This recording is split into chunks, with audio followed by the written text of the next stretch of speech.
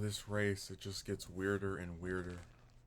Former President Trump said in a new interview that he wouldn't drop out of the 2024 race for any legal reason, as he faces a possible conviction in a case involving hush money payments. Is there anything they could throw at you legally that would convince you to drop out of the race? If you get convicted in this case in New York, would you drop out? Fox News Tucker Carlson asked Trump in an interview there Tuesday night. No, I'd never drop. It's not my thing. I wouldn't do that, Trump responded. Trump was arraigned last Tuesday and charged with 34 felony counts in connection to hush money payments made to adult film star Stormy Daniels to cover up an alleged affair. Trump's repeatedly denied any affair and has denounced Manhattan District Attorney Alvin Bragg's investigation as politically motivated. New York law states that falsifying business records escalates to a felony when an individual's intent to defraud includes an intent to commit another crime or to aid or conceal the commission thereof.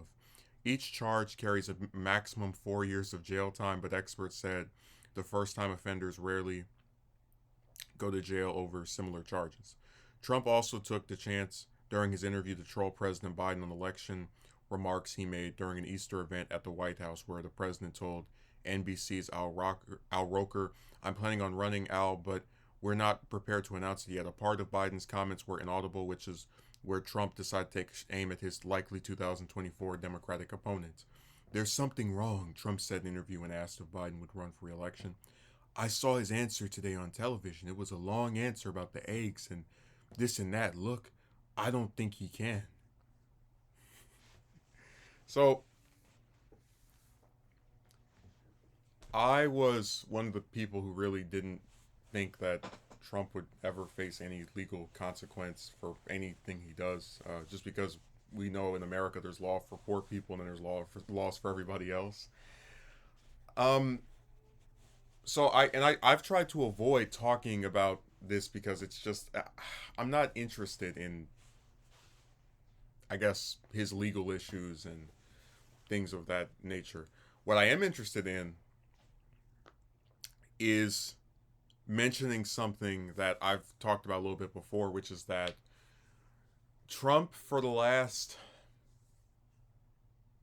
I'd say 8 years, June of 2015, for almost 8 years, has had this group of supporters that will never leave him.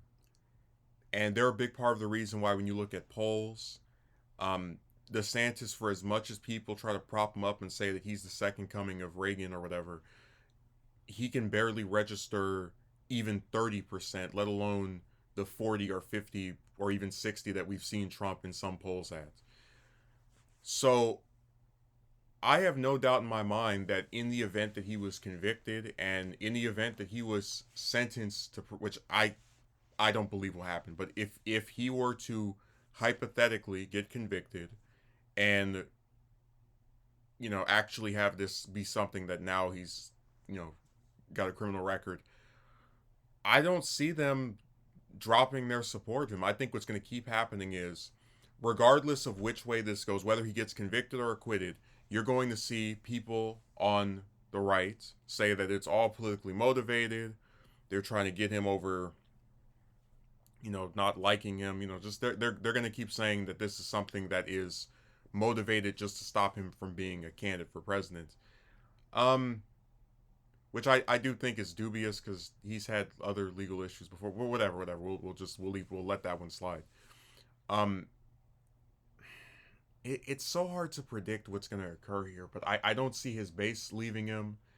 I think we would be better off if he did drop out, just because I think it's crazy to have someone running for, like, a front runner for president who's been indicted.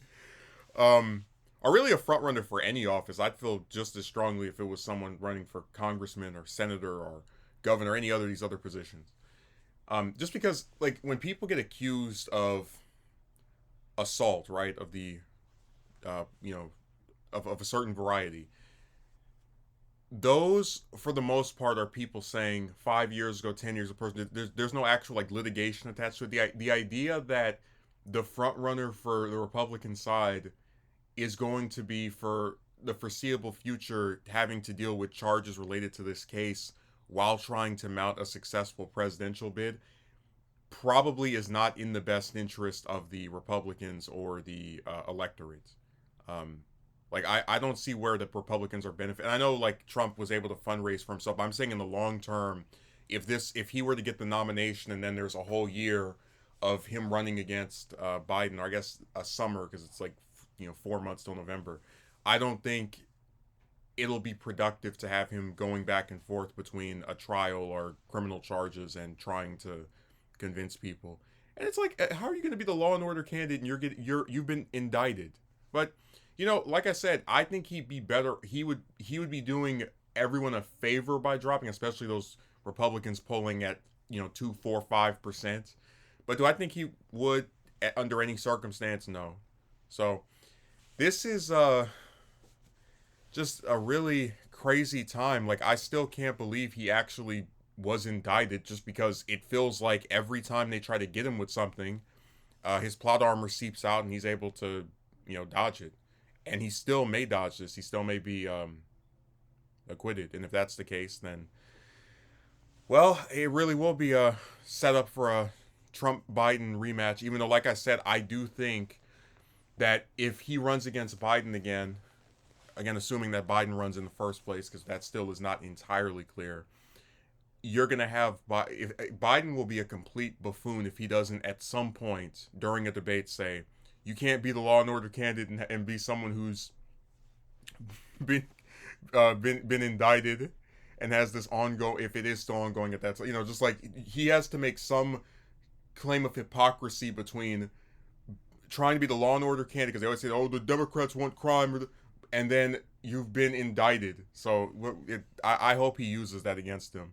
And that's a line he could use against him and none of the other Republicans that are running. So, again, Trump is not doing his party or the country a favor by staying in, but we know that a lot of people run for office because of ego, so I don't expect him to quit over being indicted. I wouldn't even expect him to quit if he were unable to walk anymore. This is what they do. They want a position and they'll keep fighting for it.